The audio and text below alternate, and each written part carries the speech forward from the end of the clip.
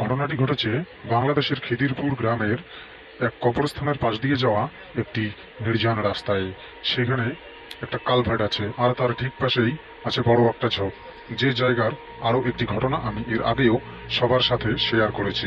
এখন আমি সেই জায়গার আরো একটি ভয়ঙ্কর ঘটনা সম্পর্কে তুলে ধরছি। এই ঘটনাটি ঘটেছিল আজ থেকে প্রায় 7-8 বছর আগে। একদিন এক রিক্সাওয়ালা রাতে এক প্যাসেঞ্জারকে নিয়ে সেই রাস্তা দিয়ে আস। রাত তখন প্রায় আনুমানিক 11টা কি 12টার মতন হবে। আমরা জানি যে গ্রামে 9টা-10টার দিকেই প্রায় বেশিরভাগ মানুষ ঘুমিয়ে পড়ে, তাই সেই সময়টায় সেখানে একেবারেই জনমানবহীন ছিল। তারা দুজনেই সেই রাস্তা ধরে যাচ্ছে। এমন সময় তারা কিছু একটা দূর থেকে হঠাৎ সাদা একটা লক্ষ্য করে। তারা যখন সেই কালভার্টের কাছাকাছি যায়, তখন তারা দেখলো যে এত রাতে এইখানে একটা লাশ কে রেখে গেল। লোকটি রিক্সাওয়ালাকে বলল, হয়তো কেউ লাশটিকে সেখানে ফেলে রেখে গেছে।